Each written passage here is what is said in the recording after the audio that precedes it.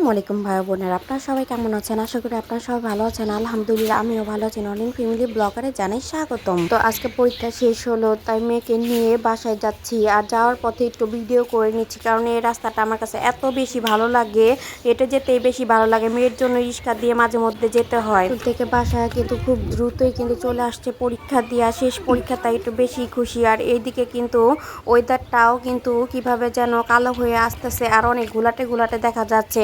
মেয়ে কিন্তু আমাকে জানালা দিয়ে দেখেই কিন্তু বলল, মা দেখো পরিবেশটা এমন হয়ে যাচ্ছে কেন। আমি একটু খেয়াল করে দেখার পরে কিন্তু ছাদে চলে গেলাম। একটু দেখতেছি যে ঠিক পরিবেশটা আসলেই কিন্তু ঘোলাটে হয়ে আসছে।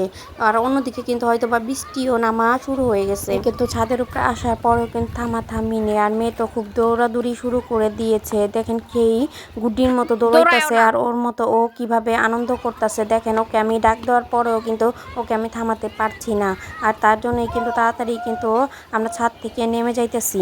আর এদিকে দেখেন ওয়েদারটা ঠিক কেমন কালো হয়ে আসছে, তার সাথে কিন্তু কি ধরনের যে বাতাসটা ছাড়ছে, কিন্তু শরীরটা ঠান্ডা হয়ে গেছে।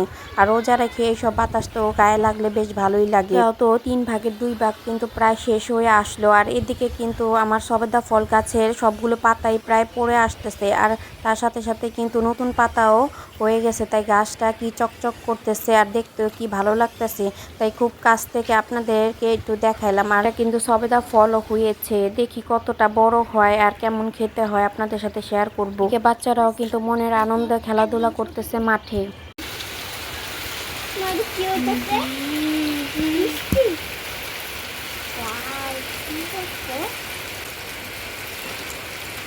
বেশ কয়েক মাস পরে কিন্তু বৃষ্টির শব্দটা উপভোগ করলাম, আর বেশ ভালো লাগলো। আর আপনাদেরকেও ভালো লাগবে, কারণ প্রথম রোজাতেই কিন্তু রাতের বেলা হয়তো বা বৃষ্টি হয়েছিল, কিন্তু তেমন একটা বুঝতে পারি নাই আর বেরো হতে পারি নাই। তাই আজকে একটু ভিডিও করে নিচ্ছিলাম। আর এখান থেকে আমি কিন্তু পুকুরে যেভাবে পানি পড়তেছে দেখতে খুবই ভালো লাগে বৃষ্টি নামলে, তো এটাও একটু দেখছিলাম। আর বৃষ্টিও কিন্তু তেমন ঝরতে ঝরতে নামতেছে না, আর বেশিক্ষণ একটা নামেনি। আর এইদিকে দেখেন কাকগুলো কিভাবে দৌড়াদৌড়ি করতেছে। হঠাৎ করে বৃষ্টি দেখে কাকগুলির যে কি হলো, এইখানে সেখানে দৌড়াদৌড়ি করা শুরু করেছে, এই গাছের ডালে ও গাছের ডালে ছুটি করছে। আমাদের সাথে বিখ্যাত রেসিপি শেয়ার করা যাক। এই রমজানের মুখে মজা না থাকলেও মজা চলে আসবে এই রেসিপিটা খাওয়ার পরে। সিদ্ধ আলুকে এখানে চটকে নিচ্ছি, তার সাথে কিন্তু পেঁয়াজ কুচি, দারচিনি, এলাচ, তেজপাতা, 2টা গোলমরিচ দিয়েও কিন্তু এখানে তেলের মধ্যে হালকা বাদামি করে ভেজে নিয়েছি। তারপরে দিয়ে দিলাম আদা বাটা, রসুন বাটা দিয়ে কিন্তু বেশ ভালো করে এখানে কষিয়ে নিতে হবে। তারপরে দিয়ে দিতে হবে শুকনা মরিচের গুঁড়া। আর এখানে কিন্তু আমি আমার পরিমাণ মতো দিচ্ছি, আপনারা আপনাদের পরিমাণ মতো বাড়িয়ে কমিয়ে দিতে পারবেন। তারপরে দিয়ে দিলাম হলুদ গুঁড়া, আর তার পাশাপাশি কিন্তু দিয়ে দিলাম ধনিয়া গুঁড়া। দেওয়ার পরে বেশ ভালোভাবে কিন্তু এখানে নেড়ে চেড়ে কষিয়ে নিচ্ছিলাম, কারণ এই রান্নাটা কিন্তু কষানোর উপরে রান্না করা হয়। তার সাথে কিন্তু আমি জিরা গুঁড়াটাও দিয়েছিলাম,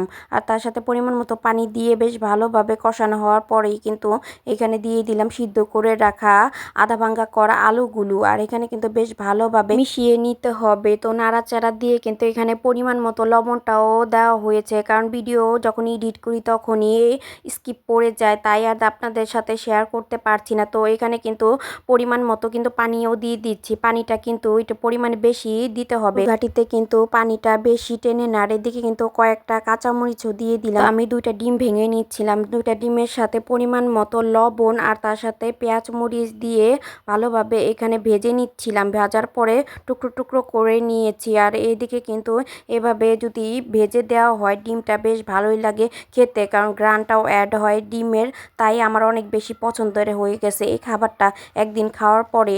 আর এদিকে কিন্তু বাগারটা দিয়ে নিলাম। আর এখানে কিন্তু বাগারে দেওয়া হয়েছিল পেঁয়াজ কুচি, রসুন কুচি, আর তার সাথে কিন্তু জিরা। আপনারা চাইলে কিন্তু এখানে শুকনো মরিচও ব্যবহার করতে পারেন। তো এভাবেই কিন্তু আমি বাগারটা দিয়ে নিয়েছি। দেখেন দেখতে যেমন ভালো হয়েছে, খেতেও কিন্তু ভালো হয়েছে। আর আপনাদের ভাইয়াও কিন্তু খুবই পছন্দ করেছিল এই রেসিপি। আর বিখ্যাত আলু ঘাটি ডিম দিয়ে বেশ ভালোই লাগে খেতে। ওটা এই পর্যন্তই। পরবর্তী ভিডিও দেখার জন্য সাবস্ক্রাইব করুন। আল্লাহ হাফেজ।